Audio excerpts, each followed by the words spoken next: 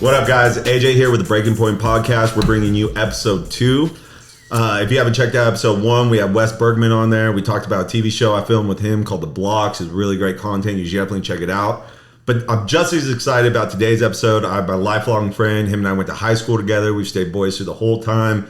He's a community servant. He's a firefighter. He was a paramedic prior to that.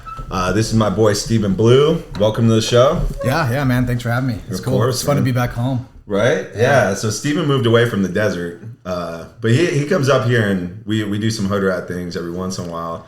Like today, we took the bikes out, got our adrenaline pumping a little bit more for this episode. Gets in our mindset. Yeah, you almost have to. I feel like every time we hang out, we got to do something a little bit edgy, a little bit wild, just to get back to it. Yeah. We got it's nostalgic, right? It levels you out a little 100%. Yeah, like it felt good just getting on the bike again too. Dude, yeah, I haven't been on the bike since I broke my leg. So it's been a year since I was on the bike. So smashing those whoops was like, felt good, but there's still a little bit of shakiness. And then every other time we've been riding, it's been sand. So just to ride a normal dirt, I was like, oh God, let's change it up. Well, that's not exactly true though, because the last time we rode, I actually almost got stabbed by a tweaker in Pinion Hills.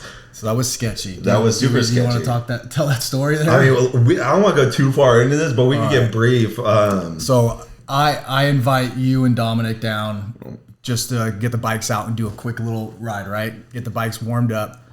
We go to my dad's house. He's out in the middle of the hills, in the middle of nowhere. As we get there, unload the bikes, we're having a good time. We suit up, we get going, and we got some good riding in. And then we take some couple trails around the way, and then AJ kind of takes off. Well, I got a flat tire. You got a flat tire, right? And then you guys were on this rocky path, and I'm like, yeah, I'm just gonna go back. So these guys keep going up the hill, and I'm riding back. And just give you guys like it. It may sound crazy that people just hike through the desert, right? Like, I don't think that's normal for most people, but where we're from, people hike in the desert all day long. Standard. So I'm coming back down the road, and, I got a flat tire. I'm not really going that fast. I'm just cruising. And I see this guy walking with a hiking stick. And I'm like, okay, normal. But I slow down a little bit, kind of see, Pinion Hills isn't exactly the greatest area. So I'm kind of like feeling him out. And then all of a sudden the dude scurries across the road to my side.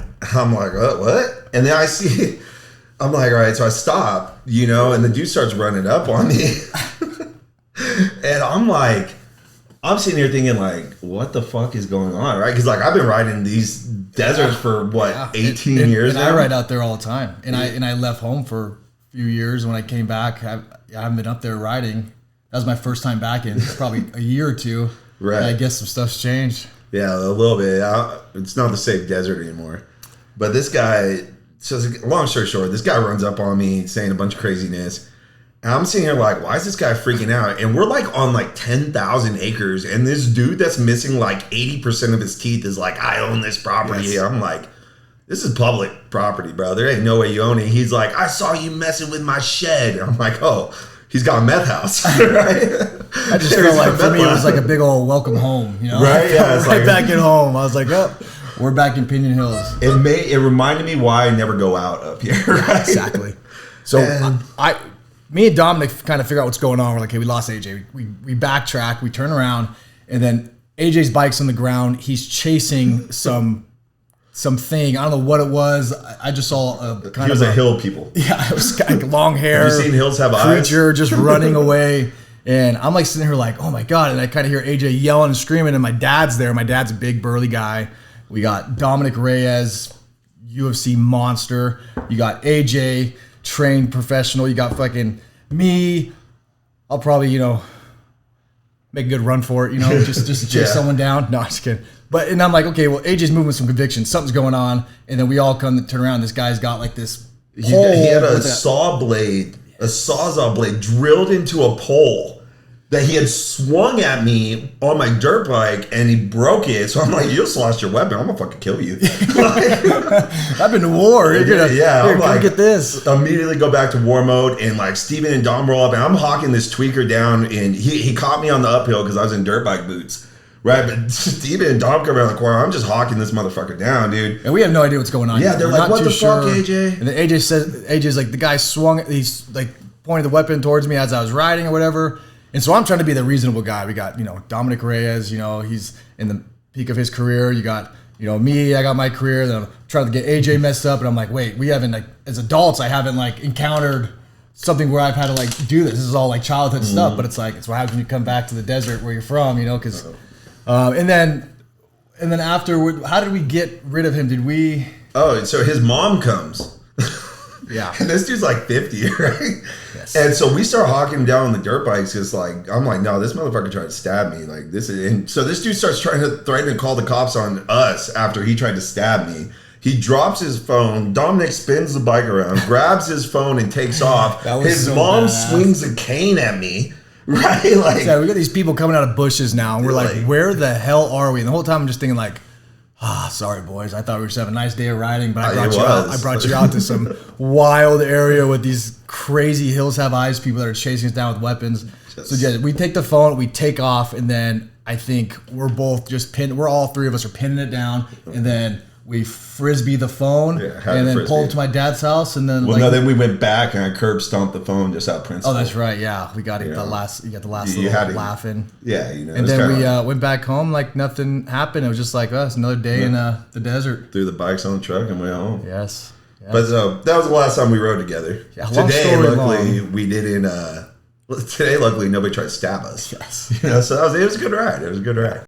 But as you guys know, we always talk about business or fitness here, right? And so today we're going to talk kind of a little bit about both, right? We're going to talk about some business that Steven's done as far as, you know, paramedicine, firefighting, but we're also going to do a huge, like, I'm a tactical fitness guy. As an Army Master Fitness Trainer, getting soldiers ready, getting police ready, getting firefighters ready. Like, I love that stuff.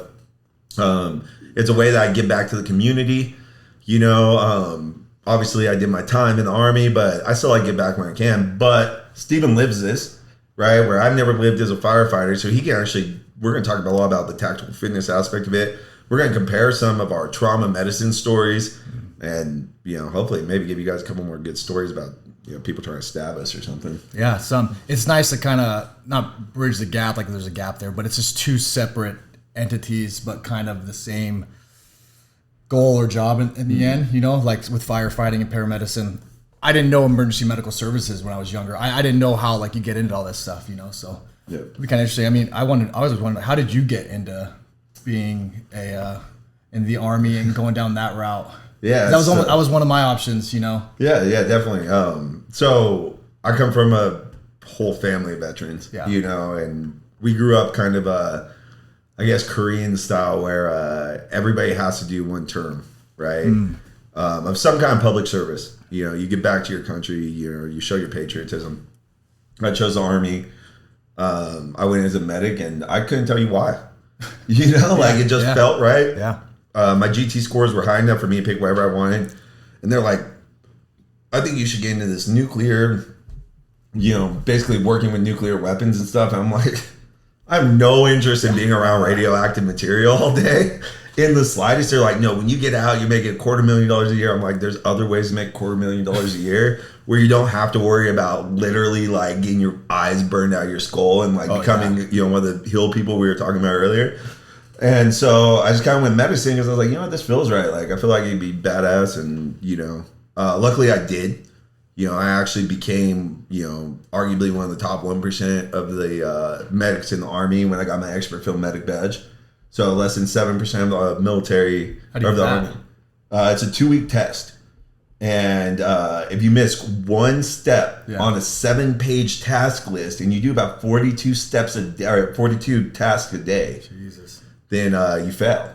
Right? So literally less than 1% of the 7% of the Army that's medical has this award. Everybody told me I wasn't going to get it. I was 19 years old. I got my first shot, and that kind of skyrocketed my career. Ultimately made me become a better medic, which then I led to Afghanistan. We'll get into that here. But I remember I took my NREMT, and then you were hitting me up because you were getting ready to take your NREMT. Yeah. So, because I'm one year before you on everything. So I'll get into like how I got to do it because I wasn't sure what I wanted to do. I didn't have any like big dreams or aspirations like, hey, you know what, I'm going to be this, you know, lawyer or doctor or, you know, I came into high school just playing football. You know, I just wanted to play. That's all I was good at. That's all I ever knew. Didn't know really anything else, you know, football. And then we fought a lot, but that was extracurricular activity. Like I remember we'd have little, if there was any trouble or drama, you'd put some boxing gloves on in the locker room. Or we go to the house and we go to the backyard and we'd have like a whole thing set up and it was like approved and stuff. That's when Never Back Down came out. And I think that was a little bit of motivation right there. And I look back at those days because we were such savages back then because like we would it was like so fun to fight because when you're that young and you fight, like no one really gets hurt. Like you get a bloody nose, maybe you knock someone out, but bones or anything. Think about like as a grown man now, like if you put hands on someone. So it's so crazy. I look that past me and I'm like, dude, there's no way. Like nowadays. Then to give you guys a little backstory, right? When you grow up here, your options are you get hooked on meth, okay, or you fight, right? You're definitely gonna get somebody pregnant at some point. So I mean that's just a given. But we chose fighting instead of meth, luckily. Not the bad. I'm not encouraging this at all. The high desert's come a very, very long way. We actually have paved roads now. We have a lot more to do. So we just actually rode all the ones that weren't paved. Right, we did, and that was pretty. We had to go a little bit ways, but when we grew up, it's all dirt. So I don't think we're condoning fighting here. We just didn't know any better growing up because that's all. It was just so normal too, and everyone did it. But I think it's better. I think people need a little bit of that in their life early on. You got to get hit in the face a couple times, kind of really learn about yourself. Well, I think the internet has made people, this young generation, feel way too comfortable talking 100%. Shit without getting hit in the mouth, and that's not a lesson I had to learn, right? Yeah. Like, you better know how to defend yourself if you're going to talk shit. And, like, you can't be some fat kid behind, trolling people from behind your mom's basement, up here because it's a small desert. You're going to get found. You're going to get beat up, And so I think it was good for our generation. I think it made us all tougher, that's for sure. Oh, yeah.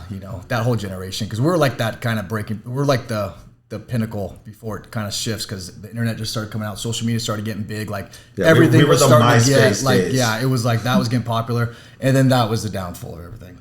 I think the downfall started with participation awards. Oh, I'll be real with you. When you started teaching people that you don't need to work harder to get the same award as the guy that works equally as hard, like what did we expect was going to happen as a society? Like, oh, okay, here, we've somehow prioritized feelings over, like, facts. And that's just crazy to me. Like, objective measurements are how you should measure your life all the time. The fact we're measuring is subjective, and then we're wondering why the average age that somebody moves out of their house is 40.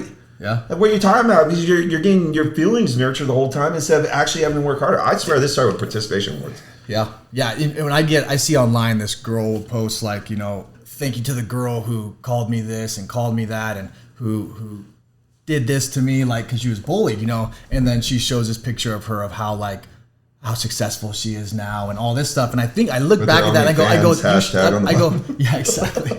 I go, you know what though, like, be happy that happened to you because now look at you. Maybe you needed that, and that's what these kids, that's what people don't get is that, like, I have a nephew and my brother's baby mother, she texted me the other day and she tells me how that Seth, who's my nephew, he's about 8. She tells me Seth's being bullied. And I tell her, okay, that's okay. Yeah. That's okay. As long as he's not coming home like, distraught and like, he's doing nothing weird's happening. But a little bit of bullying is okay because we all went through it. We all, I had crooked teeth. I was skinny. Football is where I found my confidence and stuff. So I told him, he's going to find something. He's an athletic kid or whatever. But it's a process. And he's got to go through the process a little bit.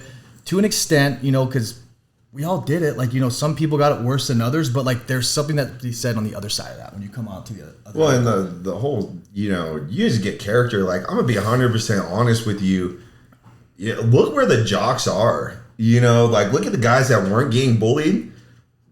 They're checking my groceries, like, and not saying like I was like 145 pounds at 6'1" in high school. I didn't have 170 till basic training. So I was tall and skinny. Luckily I snowboarded and did some cool stuff and hung around, cool people and knew how to fight a little bit. So, I was like, I did decent, but like, learning to overcome adversity, like even if your children are coming home distraught, teach them to handle that. Don't protect them from it, because how many times I get, like, I do this with my daughters and they're like, oh, this happened. It's like, that's such a good parenting moment to be able to be like, hey, like, this is how you overcome this. Because when you're an adult, nobody's holding your hand. Like, when you have adversity with your boss in the workplace, Yeah, they don't tell you, no, deal with it. And then you sit there and pout and cry and try to get everybody canceled. And like, you know, now look where we're at in 2022. You know, it's like 100%. It's sad, but like, I really think, you know, like parents are trying to protect their children from that too much. And instead they actually need to be like, you never want to encourage your child to go get bullied, right? But you don't baby them when they do. Yeah. You give them the skills necessary to overcome controversy and adversity and somebody not liking them and somebody being mean. Look, people are mean every single day as an adult. Like, absolutely. Significantly worse than you're a teenager, you know? And like brutally worse. And you want your first time to hear some kind of adversity, your first time to be, you want to hear it early on so you know how to like almost either get better from it, learn from it, or you could fight back with it. You hear this in your 20s when you're starting to build yourself in your career and stuff. You start hearing it, then you don't know how to handle it, and it can maybe ruin some other stuff. It's like get out of the way. It's good, 100%. Public schools and do all that stuff and get in fights and live your life. Yeah, eat some bad food. Don't go. Just do it. Drink from a sprinkler and. We have these Instagram parents, right? So they want to like look like these great parents on social media instead of like actually being a great parent. And I'm not saying I'm a great parenting thing. I do my best. But ultimately it's just like, set your kids up for success. Like don't baby them. Everything's not going to be all right in life. You know what I'm saying? It's all right when you make it all right. You got to grab life by the balls and squeeze, Like if you don't teach your kids that, you got a rough kid, coming up. Your kid's going to be coming to you till you're 30 years old. And some people want that. Yeah. But I'll tell you one thing. My mom ripped me more than anybody. She bullied me more than anybody else could, and she knew everything about me. So like at a very young age, that stopped. I became a duck. That started rolling off my back because it's like my mom rips me worse than this every day. Yeah. Our family dinner table conversations were aggressive. Like everybody's always getting ripped. Normally like at least once a week, one of my 8 siblings ran away crying from the table. And it's just like, but all of us, like now as adults, like there is nothing anybody could say to us that's gonna like really like make us. You can't hurt us, like And I'm thankful for it. Yeah. You don't like it when you're a teenager and your mom's just ripping you from your friends, but like once you can become an adult, it's significantly come on the other side of it. That's on everything. 100%. Come on the other side of it, it'll pass. You come on the other side of it, and you're a whole new person. And that's it. You can't protect your children from that. There's no way. So it's good that he's getting bullied. So where I came into play with all this stuff, right, being a first responder, so I didn't have any like big, there was, like I said, I didn't know what I wanted to do yet. I didn't really have a plan. It was football. You're decent at a small school. What's that going to do for you, right? We didn't have any, I wasn't getting letters in the mail like some of my other teammates, we had some studs that we played with. I was just a good team player. I was a 4-year captain. I was always just for the guys. I was always like a team guy. So I always knew I was going to land in something that was like a group effort. Right. Everything I've done, that's why like I grew up with a single father for the most part. My dad was mainly around. My mother was always gone.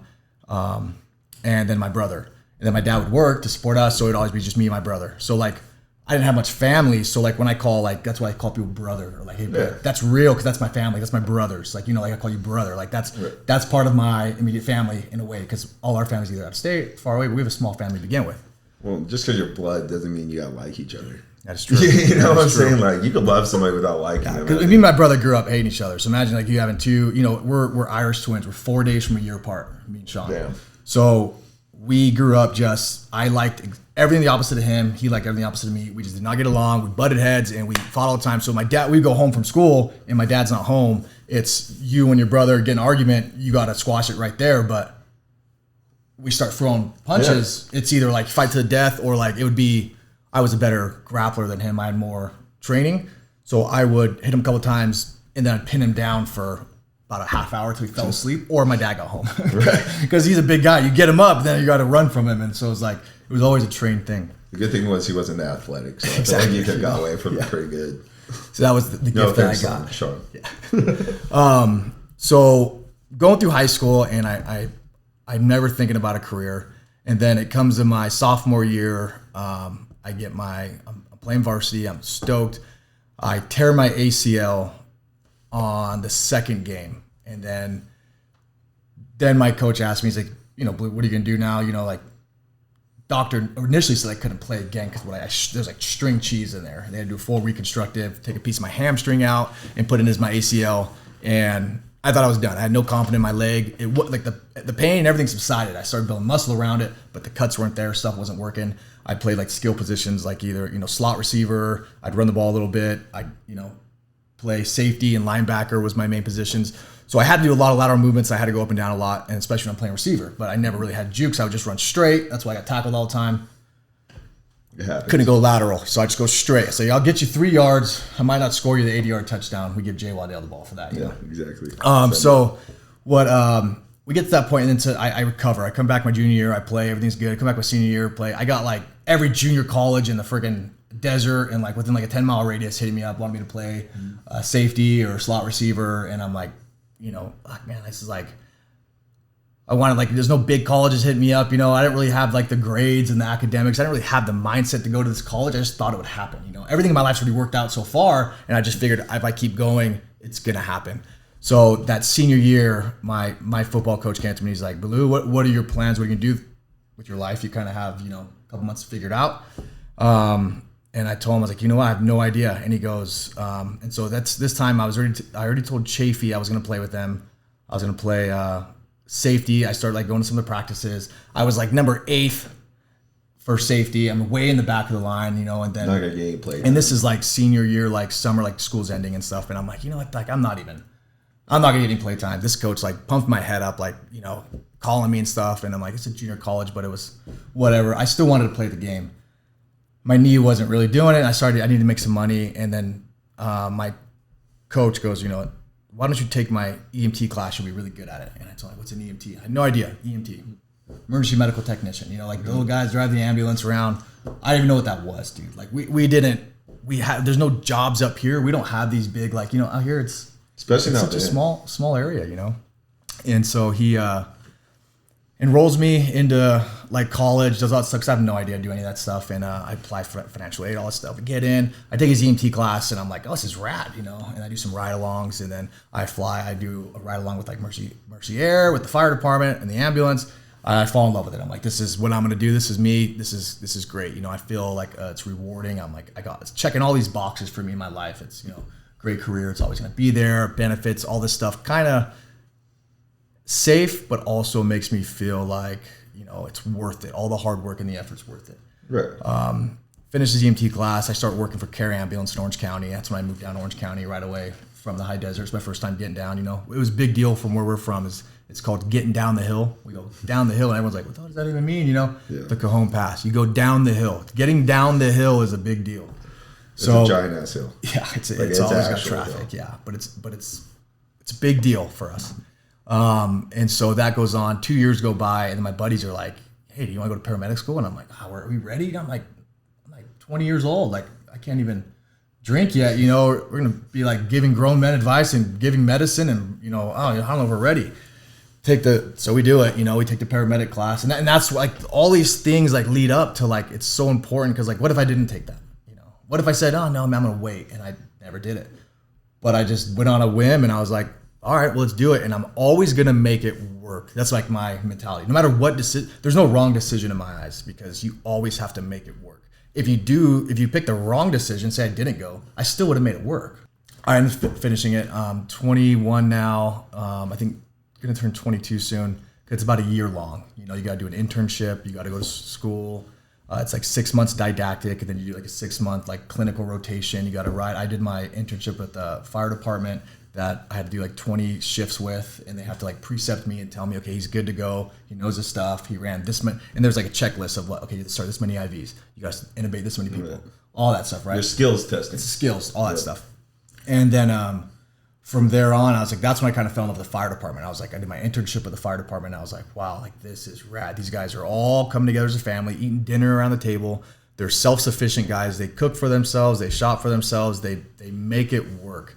And then from there, I started applying. I got real lucky, like I wanted to wait till I had like 5 years as a paramedic to gain that like knowledge, I guess, and like experience before I went and joined a fire department, because we're not all created equal. This is an experience-based career, and if you don't have the experience, you could You got to bring something to the table. You got it. And It's you're going to be a team. And you're, you know, you can really see it, especially when you go out to the city like LA or something. So I did 5 years as a paramedic at AMR, and I told myself at 25, I was like, okay, I'm ready to start applying for fire departments, because that was kind of like the big boy job, right? Benefits, city, pension, all this stuff. I was working as a private ambulance company, just making like, you know, I was like 5-year medic there. I get making like $20 an hour. It was chump change. And so I did 5 years, and then I started applying. I did like 3 interviews, no go.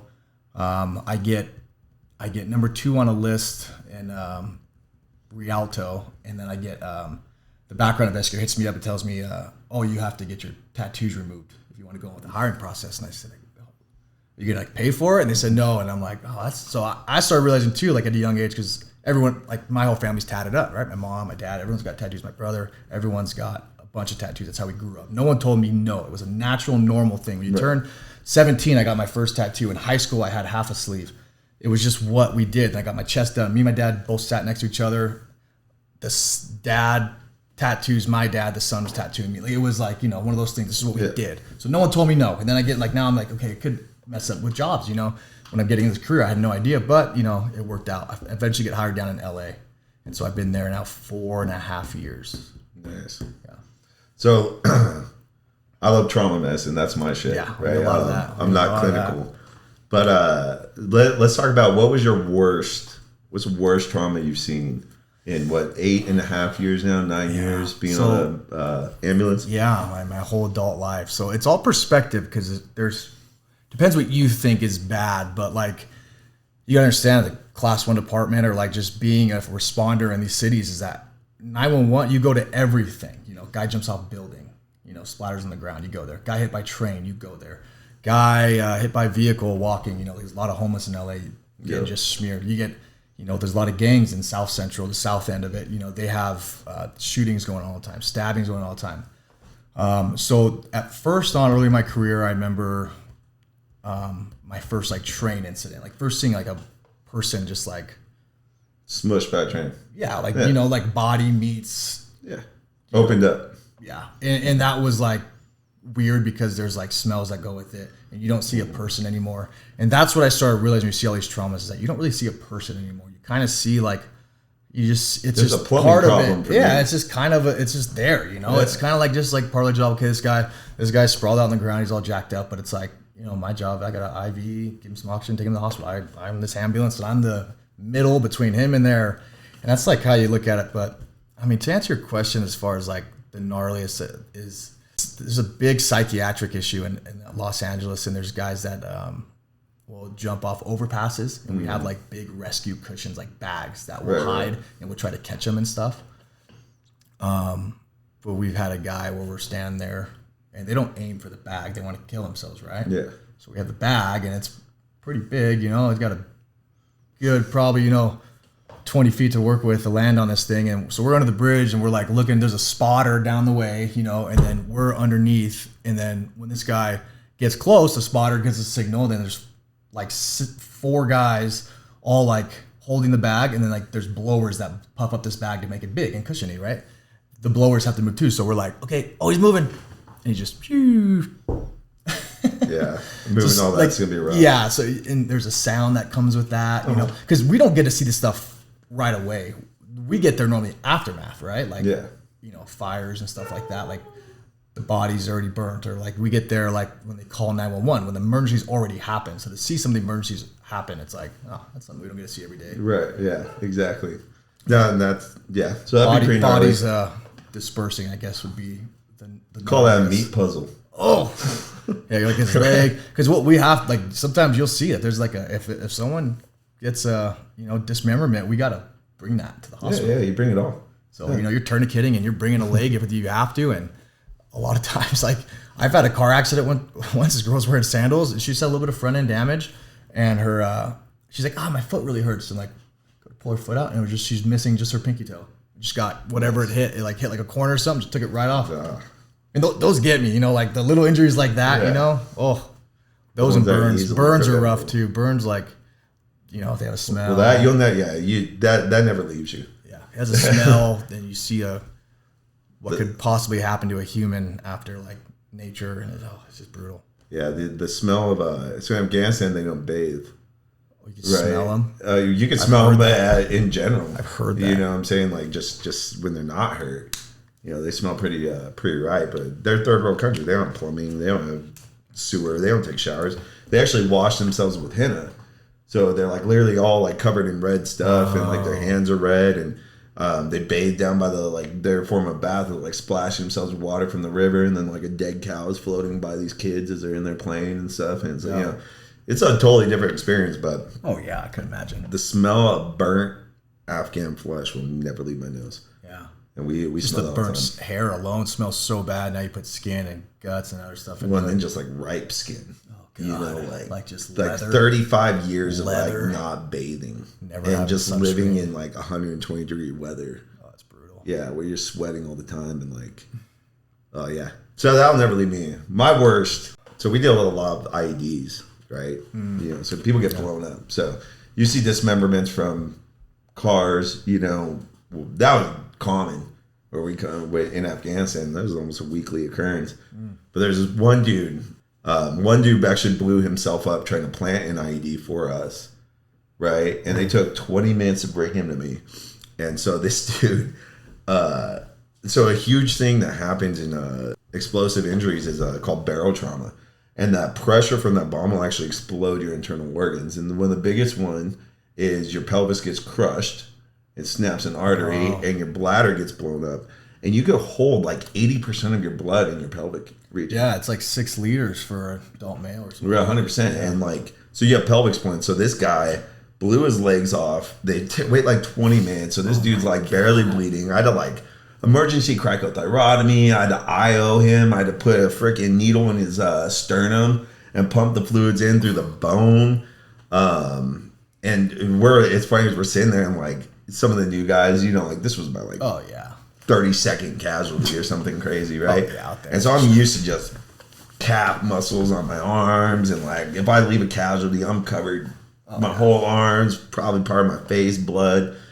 And there's a new kid there, and this guy just like passed out. Like his legs are blown off. There's like chiseled parts of bone and just flesh, and like his whole downstairs mix up is blown off. You know, like.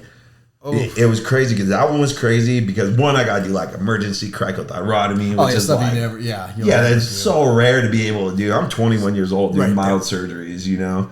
Then I gotta do an intraoscular, which is like barely any people get to do that, you know. And then I actually got to see this dude's pelvic cavity get filled up with blood, and there was actually like a bubble started popping up, like so much blood was going in there that literally like bubbled up. And it was crazy, and that was wild. But then, like, I think the funnest one, like the one where I like felt the best about, this guy got shot through both lungs, so he had bilateral tension pneumothorax, and like these kind of guys, like it hurts, but the breathing issues like more so the problem, so you can't really tell how bad it is. So I'm like looking for the exit wound and like, or the entrance wound. So exit wounds are really big on gunshot injuries, especially with rifles. But entry wounds are not. Yeah, I can't find them. Yeah, if you're not like a shredded dude that has like tight skin, your skin will fold up and you'll barely. So I'm like having the hardest time finding the other one to put a oscular or occlusive dressing on, right? And we eventually find it. We get sealed up, and I chest. So this dude got down 42% SpO2, right? Where I chest tube him, I needle chest decompression him like fucking 8 times. You shove like a 14 gauge needle down through their ribs and you start releasing air, right? Because the negative pressure is actually collapsing. We do those like once a weekend in LA. Yeah, 100%. Yeah, they're like fun to do, but they're not that effective. Yeah. Like so, they say like 50, like a high percentage of the time that we're not even really doing it. We're not even in. Oh yeah, 100%. If it's a hemothorax and you don't even know it's a pneumothorax, you got such a small space. You got to put that needle in to pop that little space. And it's so like you'll hear the hiss if you hit it, but then it'll eventually get clogged with something, and now it's no good. And that's why we have to keep doing this guy. But I got chest tube him, and so in Afghanistan, the war is actually fought over poppy, right? And everybody thought that Afghanis were the terrorists. They're not. Like my job is to live in the village with them and actually protect them. and teach them how to protect their crops. And we built them a police force, and I was their doctor, and like they loved us. They loved us. Pakistanis come over the border to steal the poppy, to turn around and sell that poppy to American pharmaceutical companies to produce our morphine, our Oxycontin, any narcotic-based pain medicine is more than likely coming from Afghanistan. Wow. And then, and also heroin. You know, they're selling half of it to pharmaceutical companies, half of it to heroin producers to fund their war on America, right? So our job is to fight them. But so these guys chew it.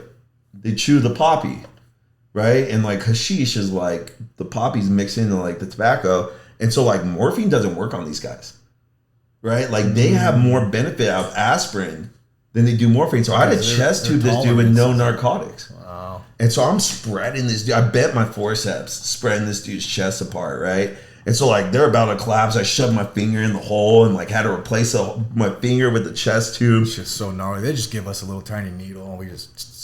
See, but we, there's a good chance like that. Our medevac was 45 minutes away. Yeah, oh, for sure. You know, like we have to hold these guys, like, you know, depending on the conditions. We got hold them for a while. And so, yeah, this dude, like, we ended up, you know, I got him back. So I had 2 chest tube kits, but like, we don't get supplies, you know, that often. So I'm like, I have to save one for my guys in case one of my guys get shot. So I got him back to like 93% SpO2, and this dude was gonna live, right? And we're like, yes, and that was like such a great feeling. Like that was the first time that like I saved a crap ton of lives before that. I actually only lost 2 casualties out of like dozens of casualties, probably close to 50, and but that was the first time I was like, this dude was like bordering death. Yeah. And we brought him back, and that was an amazing experience. So that was a good one. Yeah, that's pretty cool because I'd always try to like when I was a medic at AMR, you kind of get a little more personal with your patients because you're transporting with them. You go to the hospital, you wait with them, and then you're still running calls in that area. You go to that same hospital, so I would go back and check on those patients, like if it was a cardiac arrest or someone maybe was having a heart attack that went out on us. And it's been some crazy stories talking to these people. You know, I've had 2 so far that I came back and checked up on to see like. We did CPR, they got pulses back, or like the only time we get like for us, we get like real good pulses back and like maybe some kind of like brain function. I would say is like when you get them real early on, compression's done right away, or when we see it, because it's like I look at the body, it's like a any other kind of motor. You have like the blood will be like your fuel system. You have your heart, that's the pump that's going to pump the fuel around, and then a little bit of electricity kickstarts it, right? That's like a same thing in every motor. There's a little electricity, combustion, boom. So us pumping on the chest right away, if they DFO right in front of us, then it's like you're not losing any perfusion to the vital organs of the head or the brain. Right. So like that's going to could possibly safe. Versus 10 minutes. But they just got to get the cath lab and get that little occlusion pulled out. So this one guy we had that comes to mind is this. He's Middle Eastern. He's probably like 50, and he's right away, like my assessment starts at the door, pale, he's tripoding, and you're like, oh, this guy looks like shit, what's wrong? And we get up, no questions asked, let's hook up a 12 lead, do EKG, all that stuff. It shows he's having the big one. So he's having a heart attack, and he stands up and then DFOs, and now he's out. So we're doing CPR on him, and then we get to the hospital. We were doing CPR the whole time. We get to the hospital, and normally we never get, we're doing CPR, nothing works, and then it's gone. We never hear from him. This guy at the hospital, they got pulses back, and then he actually like kind of was waking up a little bit. So I'm like, cool, I'm gonna come back, check this guy later. I come back like 2 hours later. He's in ICU. I go up there. He's alert oriented, talking normally, just fine and stuff. And I go, wow, man. And he's like, family's crying. They're thanking us, whatever. We're like, no, like, how's he? Like, we're curious. What's going? Like, how's he feel? And then I'm like, I get him, pull him aside. I'm like, hey, man, like, I'm just a very curious guy. Like, what did you see? What happened? What was it like? And he's like, he goes, it was beautiful. And I'm like, what do you mean? Like, what? He's like, I saw, like, everything was so clear. I saw all my family. And I'm like, wow. And then he's like, and then I was like, there was like this bright light. And then he said it was just dwindling away. And then boom. And then he saw like us, like the paramedics. Yeah, and I was like tripping out. I'm like, that's crazy, Didn't think much of it. I'm like, oh, that's cool. Cool story, A couple weeks later, same thing. Same, like, Hispanic lady passes out. We're doing CPR. Asked her the same thing. Go check up on her. She says the same exact thing. And I'm like, all right, well, we got something going on here, but. Well, yeah, because your body actually, when you're dying, brain releases chemicals. That's what I'm saying. That's what I'm thinking. Is it really like that's why this like whole thing with like, okay, was Seeing that like the a light. heaven thing, or was that you just producing some DMT and you're like on a little trip? You know, I always think of that stuff, but I mean, I think it's like obviously people's spiritual beliefs are their spiritual beliefs, but I think it's definitely more of a DMT kind of thing. Like like when you. Because you're definitely tripping a little bit. Like you're like you go try running for say like a David Goggins like 100 miles right now. You just ran for 100 miles. You'd probably start seeing some crazy things and start like you push your body to the limit to like you're about to die. You're gonna start producing something. Or just go get choked out. Get choked out. You know when you get choked out and you wake up, it's a magical experience. You're like, 100%. wow, that felt amazing. But you're like, I just lost oxygen to my brain for about 2 minutes, or whatever it was. Your brain thought I was dying. Yeah, but you wake up out of it and you're like, you feel so good because it's weird. If you've ever been passed out or knocked out or choked out, you go through this weird thing where like it feels really good. Like kids were doing it in high school. Remember when kids were like they were pushed on their chest or their throat like this, and they're against the wall, and they'd pass out and they'd wake up. We would just rear neck and choke them. Yeah, that's what we always swoop do. them up. But they would do that for fun. Yeah, and I'm like dumb kids. Dude, that was I remember that. What's crazy? On TMZ one time before the John Jones fight. We were down there, and Brian Ortega and Paige Van Zant were doing a fight school thing where Brian was teaching how to choke someone out. He actually choked Paige out to completion and like brought her back, and it was kind of like weirdly sensual. You should definitely go check it out. I think it's like a fight camp or it's on TMZ. It's kind of a big series. But look at the Brian Ortega one and Paige Van Zant one. It's a little sensual, but brought them closer together, I think. So it's great. I think your brain kind of dies a little bit, Yeah. See a little Something start happens. tripping, and your brain knows fear, and your body puts off this weird sign. Like when you look at someone, they call it the fear of impending doom. That's what they taught us. Fear of impending doom. You look at someone, they know they're gonna die. That is a weird thing to like grasp because that guy he knows he's gonna die, and he's looking at you. Well, he thinks he's gonna die. He thinks he's gonna die. But he's looking at you. So this vision you get from this guy, you're like, man, I've never seen another human look at me like that. See, to me, Things like that are weird to me about this career. Because like everything we do is like, it's no big deal. I can run the calls. We deliver babies. Like we got like what we do is in LA is that we have our own ambulances. So we transport. So if you're a paramedic, you have to ride on the ambulance. Right. So I do a rotation I rotate on the ambulance for the most part, and then I get to rotate on the truck. Okay. So that's my two things. Truck, and I'll explain kind of like the operations and kind of how we do stuff and how we, how business is done in LA. So the calls have never been an issue. It's that the other things, like you deliver a baby from a homeless lady and you realize all this stuff that has to go through, like the whole process of it, right? So a transient in LA. Transient sex is a big problem. They don't in get LA. any. They don't get any. Go to any any public parks after dark. Dude, it's mind blowing. They'll be like in an alleyway screaming, and someone calls 911. And in LA, we send someone on everything. So if someone calls 911 and hangs up, we send someone. If someone's found passed on the road, hey, some guy's sleeping on the road. I don't know, he might be hurt. We send someone. Say some lady's screaming in this alleyway, we send someone. So we go to. That's why we're so busy, and that's why everyone's so burnt out. So because the system's a little bit flawed right now. Well, because LA's worried about getting sued. Oh yeah, because you it's don't all send somebody liability. and they die. It's all liability because everyone gets sued because they're such a big major corporation. It's more of like a business than it is like a fire department sometimes. But how else do you manage 3,500 members? We do our own dispatching, our own transports, our own fire suppression, everything, right? So, I get into I try not to think too much about it. Like, okay, what's gonna happen with that kid? Okay, where's that kid gonna go? Because we deliver him, and then mom doesn't want him, but we do the whole work. And it's like, how was she doing drugs the whole time, or whatever it is? Those are the things that kind of bug me. But then you get over it because you're like, you can't hate. That's just part of the game. So I was getting a little bit demotivated sometimes at work because you're just like, man, there's so much shit going on in the city at all times. Like, would it make a difference if I was here or not? Because that's how you get into this. You're like, I want to make a difference. That one person you saved their life. Until you get that one, then everything's good. Or you get a good incident, a good fire. Like I go crazy for fires. That's what we're all signed up for. Right. I didn't know that it would be this busy, and this being a paramedic would kind of backfire for me in LA because we were running, twice as many calls as they did, 50 years ago.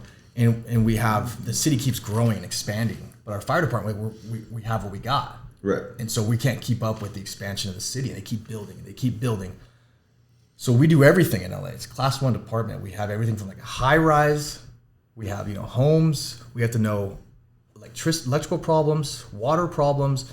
So the coolest thing about this job is that you become a student of life, student of the game, student of like everything. You have to know how these walls are constructed, how the roof's constructed, how this is built. Is this like a platform construction versus like bungalows and like balloon Steel, frame construction, wood, concrete, all this stuff. So I know how like all your rafters run, all that stuff like from the ground up. Like X-ray vision is what they try to teach us and stuff, because we train for like the worst case, because we got to know a little bit about everything just in case, right? You know, and then I got to know like if my guys are inside, because I'm on the truck, right? We go to the roof and we put a hole in the roof so the smoke, and then our fire guys are inside. We lay it all out because for our guys that are inside, it's our team, it's our brothers. Like if you went inside on a hose line, I'd make sure I put a hole in there so you could see and release the heat, stuff like that.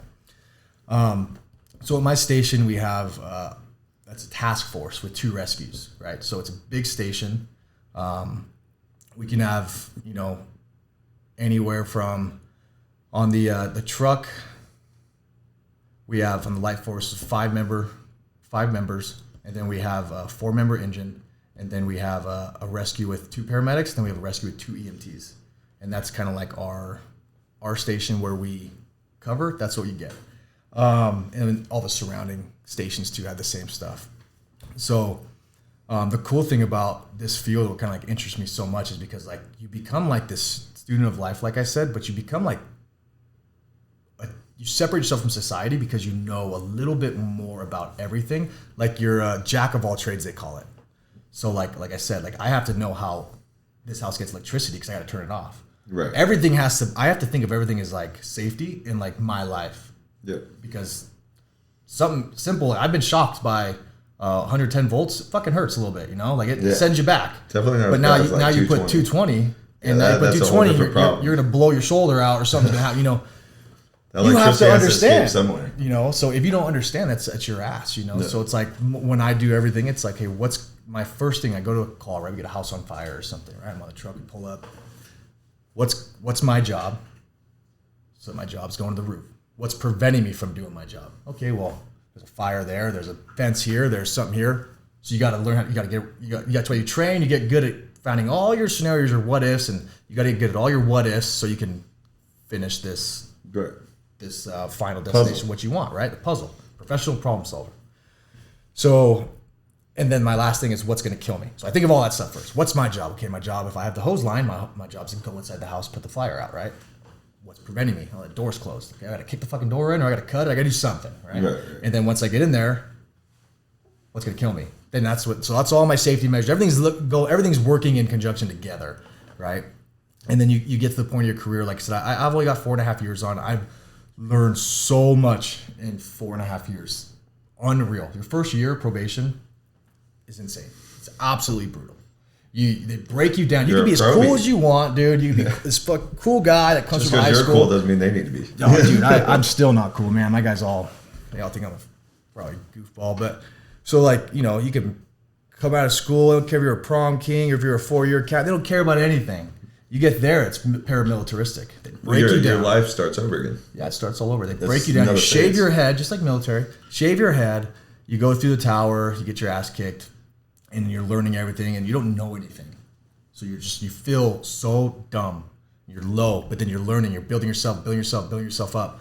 And that year goes by, and you pass probation as you're tested all the time. You have to give a drill. I have to give a drill on every tool that we carry on the fire department, like on the truck, on the engine, everywhere. From start to finish, I have to give a drill. I have to be a proficient firefighter at that tool and be able to use it in any situation. And then that's when the experience kicks in. That's why we have members with like 20 years on, 30 years on that have seen this shit for 30 years that are teaching me these things. And now I'm learning it so I can give it just keeps going down. Keep passing it down. And so. Which could be a good or bad thing. It could. That's why it's like, that's why you got to learn your stuff. And because at the end of the day, it's important for you because you don't want to find yourself in you might be learning from the dumbest guy in the class, and you're looking at this guy with experience because he has 30 years and he can be teaching you everything. That's a problem because you have a lot of guys that talk a lot like they know stuff or think they know some stuff, but it's like, hey man, do you really? You don't know it. So I get frustrated because my brother's this way. I always get mad. don't ever be confident in a wrong answer. I have so many friends that are like, my brother will get confident in a wrong answer. He'll be like, oh yeah, I just saw that car online the other day, and it was this much money. And I'm like, no, it's not. It's just it's such a simple white lie. It's and I'm objectively provable. But I'm like in another career, dude. Like, you know, in another career, if you're confident in a wrong answer, you could die. You know. So if I go on a roof and I'm like, that is you know, that it's these rafters are going to go this way, and these members are going this way because we have to walk on them. If not, the fire going to fall through and you're going to die. 100%, yeah. Drywall doesn't stand up too well. Yeah, so you're like, you got to know these things, right? You know what you study and you learn your job and you get proficient at it. So when you go to these incidents, you can perform and get the job done, and everyone else is good. And you're not putting someone in a bad situation. Because I go on the roof, I'm the first one out. I have a tool, I'm sounding, and I get out there, and my guy's behind me with a saw, and like another one's with a hook, and we're going out.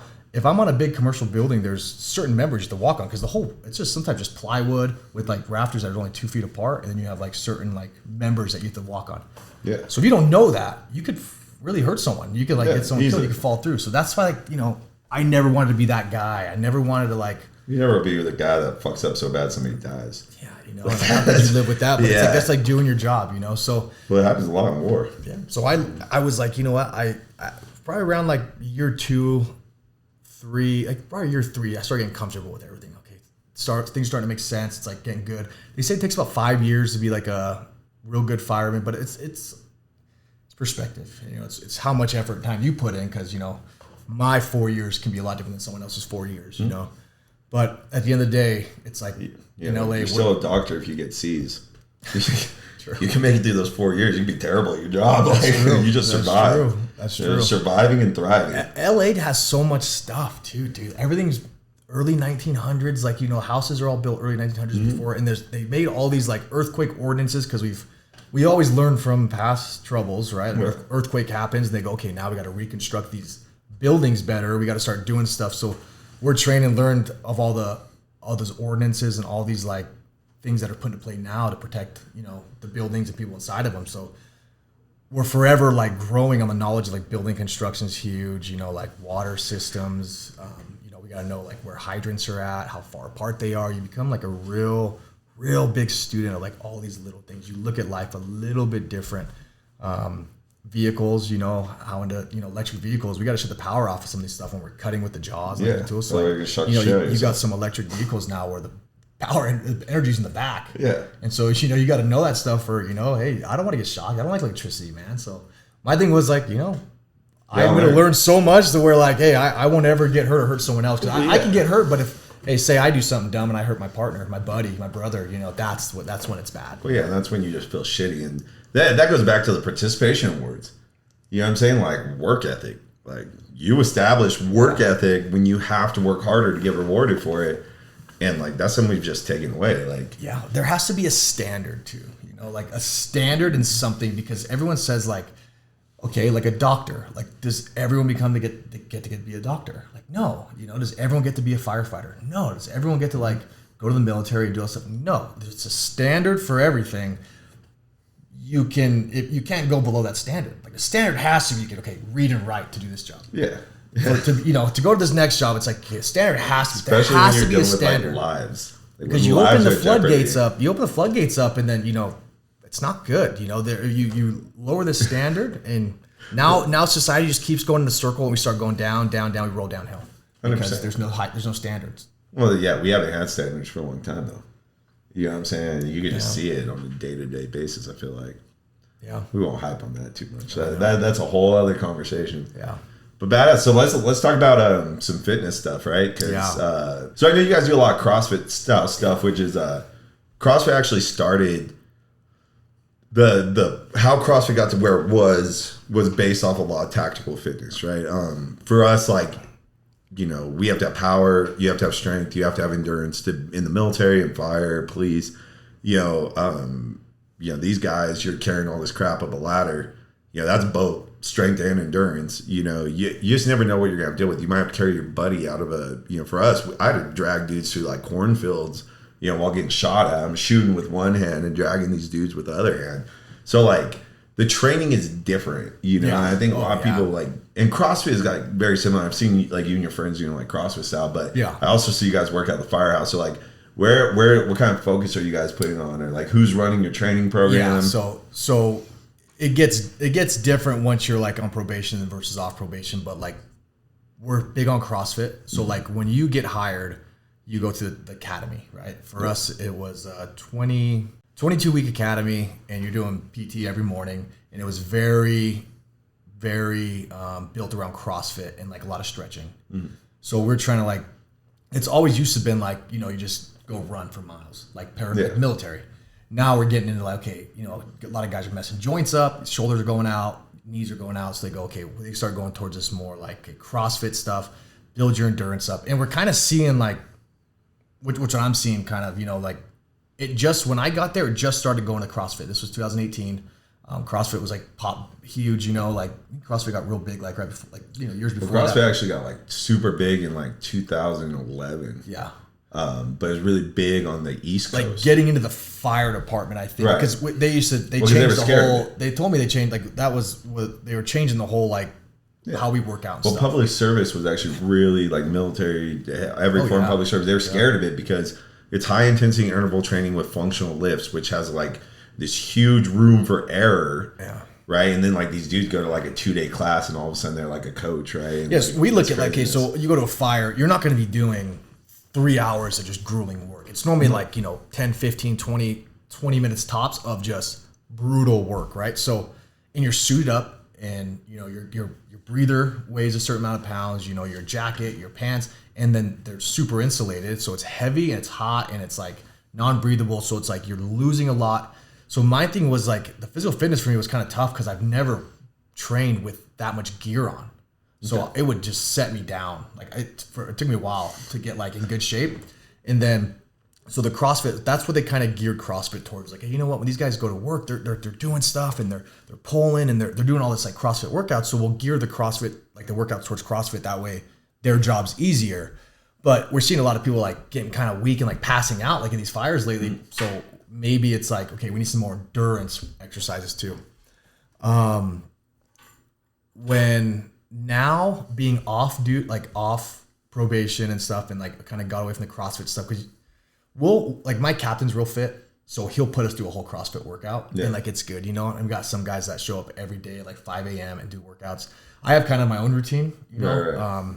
I've been pretty strict on it, but I'll get there about an hour early and I'll just do sprints in the morning on this field. We're butted up next to a soccer field, and I'll do sprints. I'll just sprint about 60 yards and then walk back. So I just do that. I get my heart rate up to the levels it needs to get to, and I walk it back, kind of like HIIT cardio, and it's been doing wonders for me as far as like stamina. You actually burn more calories during HIIT cardio. I do it fasted. Yeah. Well, that's why I lost so much weight. Is I just tried doing this. I lost like 20 something pounds. Most cardio, I believe you should do fasted, in my opinion. And it just feels, but you reach these storages you've never reached before. Well, so HIIT cardio, so like steady state cardio, you may start burning glycogen, but you eventually get to where you're just solely burning triglycerides because it's aerobic activity. So anything you're doing longer than 60 seconds that requires oxygen, you're burning triglycerides. So like it's funny when people cut fats out of their diet thinking that's going to cut their like adipose tissue down because that's definitely not it. But the great thing about HIIT cardio is you're actually burning phosphocreatine, you're burning glycogen, and you're burning triglycerides all at the same time. So I like it. I like a healthy combination of the two because obviously steady state cardio is good for heart health. But HIIT cardio is definitely better for having a shredded physique, for lowering your body fat, for burning calories just in general. Once you're healthy enough to do HIIT cardio, let's start there because don't go sprinting if you're 50 pounds overweight. You're going to destroy your joints. You know, if you want to sprint, go get on a bike or go get, you know, there's other ways to do HIIT cardio. But 100%, yeah, and that's what's crazy about how CrossFit came about is it's literally like just athletic training or with a combination of tactical fitness. That's why you see a lot of CrossFit workouts are based off of military individuals, you know, because it was huge for us. Yeah. You got to carry your buddy. Like we used to run 10 miles every Friday and we'd go to ladies night every Thursday. And so in the South, bars close at 4, right? And Statesboro was about 45 minutes away. And so if you didn't hook up, you're getting home at like 4:45, and PT's at 5:30. Wow, see that was something I never did. Once I got this job, dude, I think only soldiers do it. I never drink. We got some guys on the job that would do that. They'd come in hungover. And I just there's no because you don't know what your day's gonna be like. Some days we're chilling, right? Yeah. Some days we're just getting throttled. For instance, you saw my Instagram post the other day. Yep. 8,000 calories by midnight. Jesus. And we still ran 5 more calls after that. So from I got there at probably 5 a.m. Did my little bit of cardio. Get there, then we do a workout. And then I ran so many calls in the gear, and it was 107 in LA. This was the worst heat wave I've ever seen out there. I was dying, dude. Yeah, it's been ridiculous. I was like, I couldn't catch up on water. Like we just kept getting runs back and forth, just doing circles. And each call, I'm taking however many steps, but I look at my watch. I always track. I track all that stuff. That's how I tell how much I eat. How much I can, I'm kind of like weird like that. Yeah, I like the numbers game. I like the numbers. It's not accurate. I know it's not accurate. It's just an equation he probably has, right? Like it's like, okay, his BMR is this, his well, no, you're supposed to so you're supposed to get your BMR, get your total daily energy expenditure, and then you stick to those numbers, right? When people try to fluctuate, you actually run into a problem, and so many people now, just based off the Apple Watch, want to try to track their calories burned, and as a coach, I am consistently encouraging my clients to not even look at that number because you're probably not even remotely close. And I understand that too, but I do also know 1 mile is close to 100 calories for me. So it's it's in the range. When I do certain exercises, more than 100 calories. But then what are you burning? Are you burning triglycerides? Yeah, are you burning glycogen? Where's your heart rate at? So that's what I'm saying. Once you start trying to track all that, now you have to try and match your nutrients. To the activity, trying to get to that level, you need muscle biopsies done. You need to get hooked up with VO2 max. You need it's good to know. But I the steps at least, whatever. I just it's something, it's a rough estimate that I like to look at. And it keeps me kind of busy all day where I'm like, wow, I like to look, oh wow, today I walked, sometimes it'll say I've done, 18 miles in one day. So I'm running over half marathons just in one day of working, walking around, running calls and going on incidents. Which is crazy. So you look at okay, everyone's pretty ripped up. Some fat firemen, I don't know how they get that bad. You could get there. I don't know how, but I have a weekend like that where they control the ladder. Yeah, I did a half marathon for 3 days straight. Yeah. Well, so I'm gonna look because they look at their Apple Watch and say I burned 8,000 calories, so I'm gonna eat 11. Yeah. And next thing you know, they're on Patty Pimblett level. You don't know what where you're at, so you're tell yourself you're dude, I just know you're so depleted some days, and some weeks you get screwed, some weeks you're not, and then our sleep schedule is so jacked up and stuff, so. It's you kind of go up and down, but we work out every single day. It's mandatory through the department. An hour of physical fitness that we have to do every day, and we try to get in when we can. We drill on the weekends. We fully suit up and we go and we train. Mm-hmm. We basically train. We have rookies. Our rookies, the probationary members, we have to train them every day. So we're a big training house, so they're always coming to us, and we're always doing drills. And I still throw my uniform, my gear. I still work out and do all that stuff with them every time they do it because I'm I lead from that perspective, not watching the guy. Because you can sit there, he's suiting up, he's the only one suited up. We're all sitting back oh, hey, you go get it, man. You're doing great, But I'm oh, dude, I'm that guy right there with him, suited up, doing that because I'm hey, man, I'm gonna tell you now, I was in that same spot you were, and then and I can still do it, So it's sharing in the suck. Yes, yes, you share it, and it's easier, Someone else is hurting. Someone's hurting there with you. Well, then it's if you quit, you're admitting that this guy is better than you at that moment, and that's my pride won't let me do that. Yeah, I can't do it. I had to stay in shape. I was working out 3 times a day when I was in the Army, and we our PT wasn't even workouts. We literally go run 10 miles drunk. What's crazy too? I see some of these firemen that are not built up guys. You look at him, he's not got these big old arms on him, and he's not this big old chest or nothing. He's just maybe a normal guy with just regular body physique, and he just kind of looks like a dad, and you're oh, this guy's probably decent shape or whatever. Some of those guys are fucking beasts. But that's it's just exactly because it gets to your physical.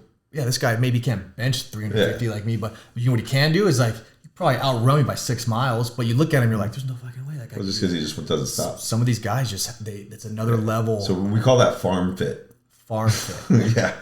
You know, when you're out on the farm all day working out, you just, you know, you don't look like you're shredded, but you do some work, right? Yeah. You see that a lot in Idaho. Like my brother-in-laws, man, like these dudes could crush a 12-pack every single night.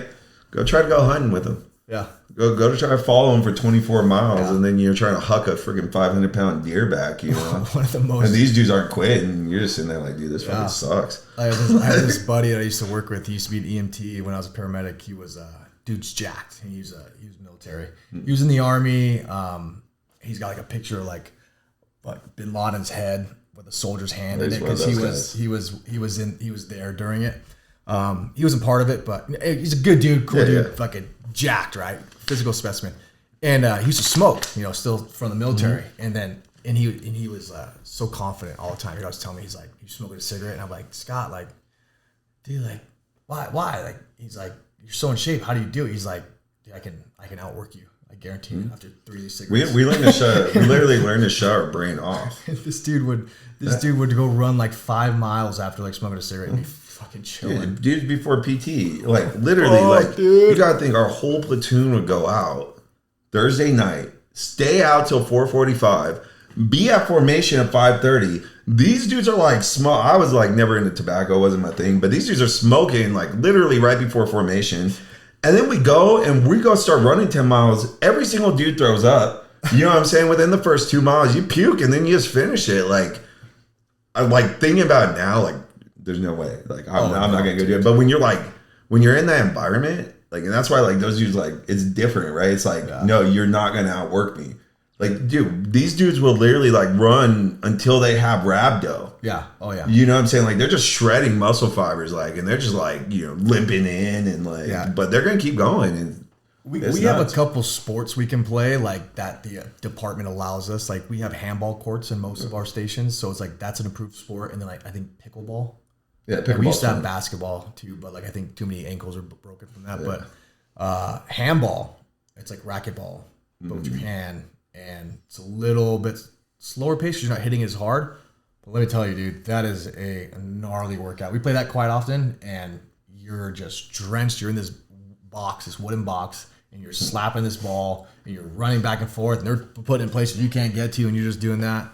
Pickleball, it's a little less, but it's like more fun. Pickleball's fun. Pickleball, you can do drunk. But you can't get like a workout. Yeah, pickleball, you can't. Old ladies are doing that. I saw it on the news the other day. It was like old ladies were like, it's like pickleball on the uprise, and watch, it's going to be in the Olympics soon. 100%. Well, then, like, I remember my dad came to Fort Irwin when I was there, and he's like, come play racquetball with me. I'm like, okay, yeah. This fucking old time, let's go play racquetball. Like, yeah, this is going to be so hard. Good, bro. Oh my God, I've never ran that much in my life. I'm just like, Jesus, dude, like 4 hours of racquetball. I'm just like dead. Yeah. They're just continuously going. It's ridiculous. Yeah. Awesome. Thank you for coming on the show. Yeah, I feel like we got to talk about some good stuff. If you guys are interested in the fire, you know, definitely reach out, ask for advice from people like Steven. Yeah. Don't be afraid. Like, so many people get afraid to like pursue something just because they feel like they don't have knowledge on it. And like, there's like this weird intimidation thing about asking people for like advice, and you definitely shouldn't be. You know, most people want to offer their story, their experience to you. So definitely don't shy away from it. You know, find guys like Steven. You want to go to the military, find guys like me, you know, just find somebody and talk to them about it, because they're going to tell you the truth. You're not getting the glass door version where they're going to hype up, oh, this career is so great, and you got to do all that. No, you're going to get the real stuff. You're going to be like, look, man, it sucks, but, you know, you're going to enjoy it. Yeah. You know, and like, so definitely if you're interested in fire, find a firefighter, ask them. If you're interested in paramedic, when you see them, ask them. I guarantee they will be happy to tell you their story. And if you run across the, 1% of assholes who don't want to talk to you, like, don't let that discourage you either, because that's very far and few in between. I'd say like 9/10 of people might actually do that. But this has been an enjoyable episode. Yeah, bro. I'm glad we got on the dirt bikes. I'm glad you finally made it up here. Man. Yeah. So badass, brother. Yeah, dude. Thanks for having me over, dude. This is fun, man. Of course. We'll see you again. Yeah. Oh, yeah. Right on. All right, guys. Please hit the subscribe button if you guys like the content. We release it every single Wednesday. This episode, we're going to be bringing you guys, celebrities. We're going to be bringing, public servants. We're going to try to hit all walks of life, because this is supposed to be an educational experience as well as entertaining. Hence why we talk about almost getting stabbed by tweakers. But then we go into like a lot of good stuff, It's not just all fuck boyery. So we want you guys to learn. We want you guys to feel comfortable about doing stuff outside yourself. So, and we hope to see you next week.